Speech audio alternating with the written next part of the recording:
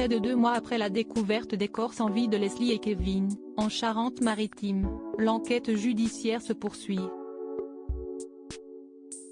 Le Parisien est ainsi parvenu à reconstituer en partie la nuit des meurtres à partir des déclarations de 4 suspects mis en examen pour enlèvement et séquestration ou pour assassinat et modification de l'état des lieux d'un crime. Nos confrères précisent qu'une 5e personne pourrait également être mêlée à l'affaire sur ce dernier chef d'inculpation. Surnommée le cas, elle aurait justement été appelée en renfort par l'un des suspects pour effacer les preuves et les aider à se débarrasser des corps. Arrivé à La Rochelle en Blablacar depuis Le Havre, l'homme est décrit comme capable de faire disparaître quelqu'un et serait de retour depuis peu d'Ukraine où il aurait combattu contre les Russes. Enquêteurs et magistrats soupçonnent Nathan B, présumé innocent bien que mis en examen pour les 3 chefs d'accusation cités précédemment, d'avoir fait appel au cas au lendemain des meurtres.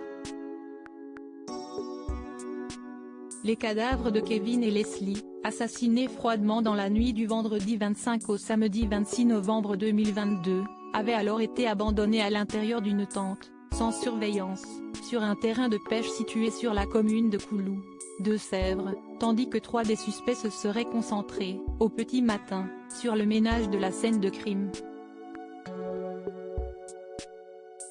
Les corps enterrés 2 ou 3 jours plus tard, ce n'est que 48 heures plus tard, le lundi ou le mardi soir selon nos confrères du journal francilien, que les suspects, accompagnés du cas, seraient retournés là où ils ont laissé les dépouilles du couple.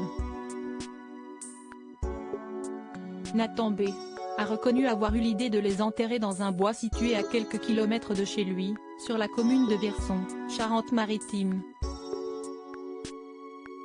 Sauf que le terrain ne s'avère pas très facile à creuser, du coup, on décide d'aller ailleurs pour mettre Kevin, a-t-il confessé lors de son audition par les forces de l'ordre, rapporte Le Parisien. En guise de plan B, les suspects optent alors pour une décharge située en pleine nature sur la commune de Puyraveau, 5 km plus loin. Sur les conseils du cas, les dépouilles ont toutes 2 été recouvertes d'une couche de chaux vive afin de réduire les odeurs et limiter les risques de découverte, un produit que Nathan B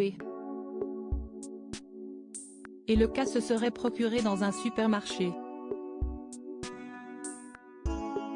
Article écrit en collaboration avec 6 médias. Crédit photo, capture d'écran Facebook.